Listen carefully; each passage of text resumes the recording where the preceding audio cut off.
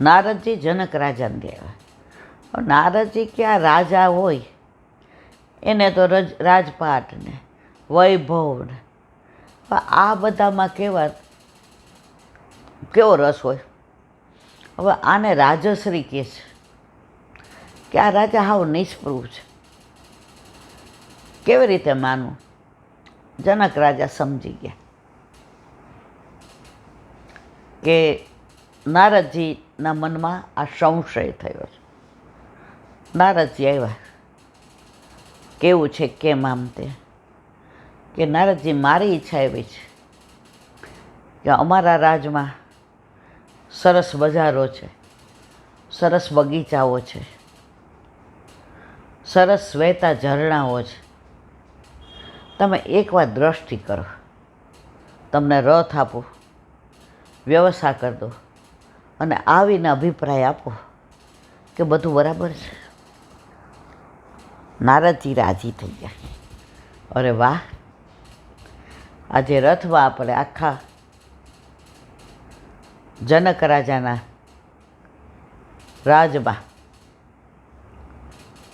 વિહાર કરીશ. જેવા રથમાં બેઠા એટલે જનક રાજા હાથમાં દીવો લઈને આવ્યા. એ કે આ લ્યો, તમારે દીવો હાથમાં રાખવાનો, તેલ ઢોળાવવું ન જોઈએ.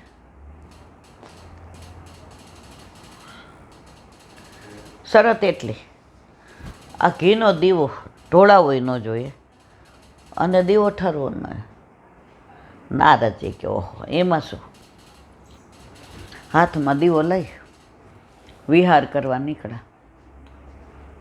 બગીચો આવે, ઓલો કે બગીચો આવ્યો, પણ ધ્યાન આમાં જ હોય, ક્યાંક દીવો ઠરી ન જાય, ઘી ઢળાઈ ન જાય.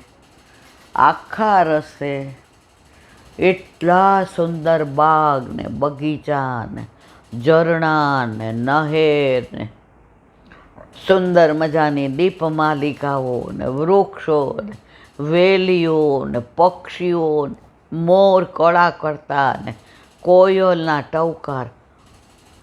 આખું નગર જોઈને આવ્યા. આમ દ્રષ્ટિ નથી કરી કે આમ ન કરી, નથી આમ જોયું કે નથી આમ જોયું. આવ્યા એટલે તરત જનક રાજા આવ્યા, આરતી ઉતારી, દીવો હાથમાંથી લીધો. બહુ ઉત્તમ. નારદજી, અમારું નગર કેવું લાગ્યું? મને નીચે ઉતરવા દો. એ કે નગર કેવું લાગે? કે કેમ? દેવામાંથી ધ્યાન હટે તો આ બાજુ જોઉં ને, ચારે બાજુ મારું ધ્યાન દીવામાં જ હતું. દીવો ઠરવો ન જોઈએ, દીવામાંથી ઘી ઢોળાવવું ન જોઈએ. મેં તમારા નગરની આમ દ્રષ્ટિ કરીને જોયું નથી. જનક રાજા કે એવી જ રીતે આટલા વૈભવ છે, હીરા છે, મોતી છે, માણેક છે, પરવળ છે, રાણી છે, પણ મારા ચિત્તમાં ફક્ત મારો બ્રહ્મ, મારો પરમાત્મા, મારો ઈશ્વર, મારો ભગવાન સિવાય જેમ તમારી દ્રષ્ટિ દેવામાં, એ મારી દ્રષ્ટિ મારા ભગવાન સિવાય આ બધામાં ક્યાંય નથી. નારદજી કે જય શ્રી કૃષ્ણ. નારાયણ. બધો સંશય દૂર થઈ ગયો. તો બધું હોવા છતાં પણ જો આપણું ચિત્ત થાકો જે મારીએ, પછી તમે સંસાર માર્યો, છોકરા માર્યો, વહુ માર્યો, કે વાડી માર્યો, કે વજીફા માર્યો, ફાર્મ હાઉસ માર્યો, કે ગાડી માર્યો, શું ફેર પડે છે? એક જ મનમાં ઠાની લીધું, ચિત્ત તું સિદ્ધને ચિંતા કરે, કૃષ્ણને કરવું હોય તે કરે. માંદા પડીએ ત્યારે આમ ડગી જાય થોડાક કે હવે એ ઈલાબેન ક્યાં ગયા? ઓલું તમે બોલતા હતા, ચિત્ત તું સિદ્ધને ચિંતા કરે, કૃષ્ણને કરવું હોય તે કરે. બસ જો એક દ્રઢતા મનમાં આવી જાય. એટલે જ અમે ગોકુળ ગયા હતા ને, ગોકુળ વર્ષો પહેલાં, તો ગોકુળનાથજીના દર્શન કર્યા, આરતી કરી, એક જ થાય સવાર 7:30 કે 8. પછી ત્યાંથી આમ નીકળો ને એટલે બાજુમાં ગોકુળનાથજીના બેઠકજી ચતુર્થલાલજી, એટલે ત્યાંય આરતીના દર્શન કર્યા. એટલે એક બેન જે શ્રી ગોખલેશવાળા મારી હારે હતા. એટલે એ આમ કાંઈક એવું સરસ બોલતા હતા. મને આ બધું બહુ ગમે, જાણવું ને જોવું. મેં આમ સામું જોયું. મેં તો ત્યાં છે ને એવો નિયમ, તમે એક શબ્દ ન બોલી શકો. તમે આવો જ છો ને, તમને ખબર, વાત તો નહીં કરવાની, ઇવન તો એક શબ્દ નહીં બોલવાનો. એટલે ત્યાં તો પછી મેં એમની સાડીનો કલર જોઈ લીધો, આટલો મોટો ચાંદલો. બહાર નીકળ્યા એટલે ઓલા ઓટલો છે બહાર, ત્યાં બેઠી એટલે જોઈએ રાખું. ઓલા બેન નીકળે એટલે પૂછું કે શું બોલતા હતા. હવે જો ઘણા કહે ને ઘણા એમ કે જે શ્રી ગોખલેશ, એટલે આપણે સમજી જાય, આપણને કહેવા જેવું નહીં હોય. જેવા બહાર નીકળ્યા એટલે બહુ ઓળખતા ન હોય એટલે જે શ્રી ગોખલેશ. 2 મિનિટ બેહો ને, મારે તમારું કામ છે. એ કે પણ મારા મિસ્ટર ઘરે રાહ જોતા હશે, આજે અમારે બરસાના જવું છે. મેં 2 જ મિનિટ બેસો ને. એટલા ભલા હતા એ બેઠા, અને ભગવદી હતા. પહેલાં હું સાડી જ પહેરતી, કારણ કે પગની આ હાથની તકલીફ નહીં. હવે આ શ્યામ રાખે તેમ રહીએ. હવે સાડી પહેરાતી નહીં, કોઈ આમ છેડો નાખી દે. એટલે મેં કીધું તમે અંદર કાંઈક સરસ બોલતા હતા. એટલે હંસા. એ કે ના મેં કીધું જો કહેવાતું હોય તો કયો. પછી એણે ચારે બાજુ જોયું તો દર્શન થઈ ગયા હતા, એટલે ઓલો બધાને કાઢતો હતો. પણ એ બેન જે શ્રી ગોખલેશવાળા હતા ને એને ઓળખતો હતો. એટલે એ બેન બેઠા તો એ કાંઈ બોલ્યા નહીં. એની યાર હું વાતું કરતી હતી. મેં શું બોલતા? મને કે આમાં એવું છે બેન, તમને ભાવ છે, તમને જાણવાની ઈચ્છા છે, એટલે કહું. ત્યાં આરતી થતી હતી ને 2 મિનિટ ઊભી રહીને તો મેં એટલું કીધું. ગોકુળજાનજી સન્મુખ થયા, દંડવત કર્યા, ઝારીજી ભરવાની આજ્ઞા માંગી. માનસીમાં ઝારીજી ભર્યા, શ્યામ સુંદરસિંહ એમને મહારાણી તિલક કર્યા, માલાજી ધર્યા, ભોગ સમર્પ્યા. 78 ભગવદીઓની કાનીથી આરોગો, વૈષ્ણવની મોહનભાઈની કાનીથી આરોગો, એવું બધું કે ભોગ સરાવ્યા. આચમન મુખવસ્ત બીડું લેવડાવી આરતી કરી.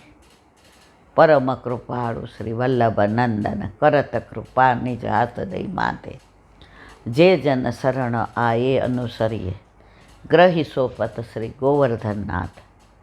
પરમ ઉદાર ચતુર ચિંતામણી, રાખત ભવતારા વયોજાર. ભજ કૃષ્ણદાસ કાજ સબસ રહી, જો જાણે શ્રી વિઠ્ઠલનાથ. પછી કે ચરણ સ્પર્શ દંડવત કર્યા.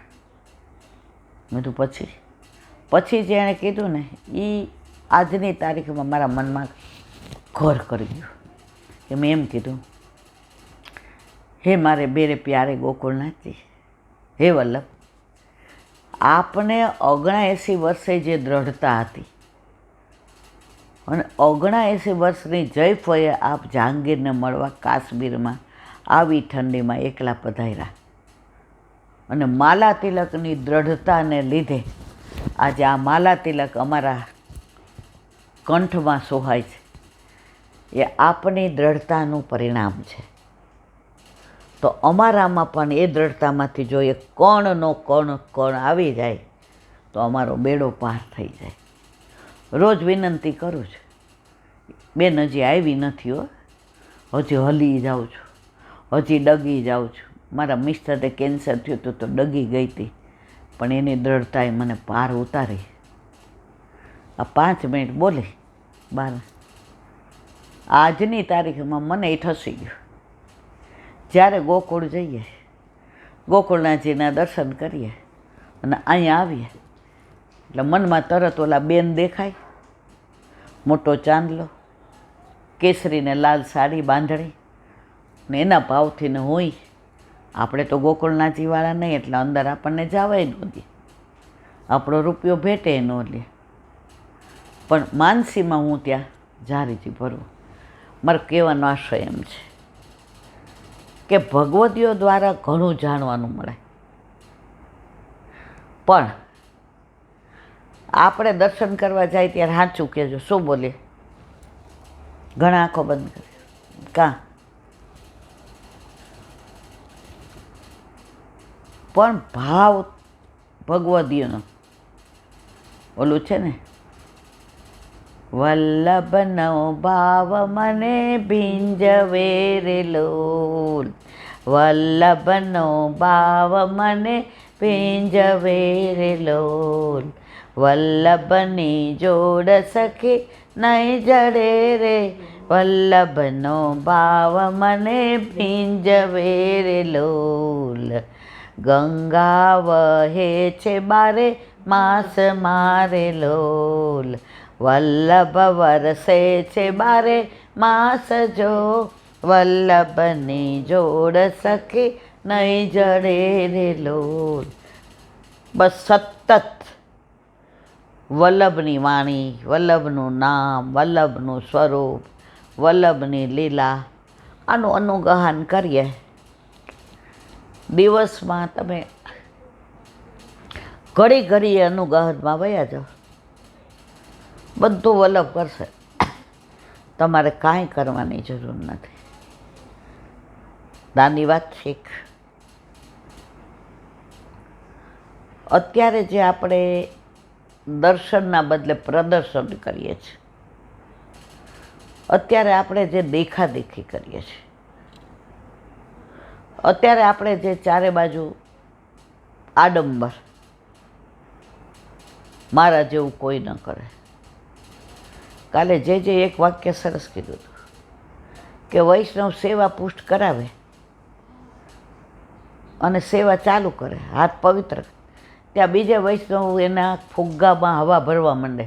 એવા ભગવદીઓ, એ આટલી નાની મોના ઠાકોરજી પુષ્ટ કરાવ્યા બાપા, એમાં ભાવની તો એવા ફુગ્ગામાં હવા ભરે, જ્યાં સુધી એનો ફુગ્ગો તોડે નહીં ને ત્યાં સુધી ઓલા જપે નહીં.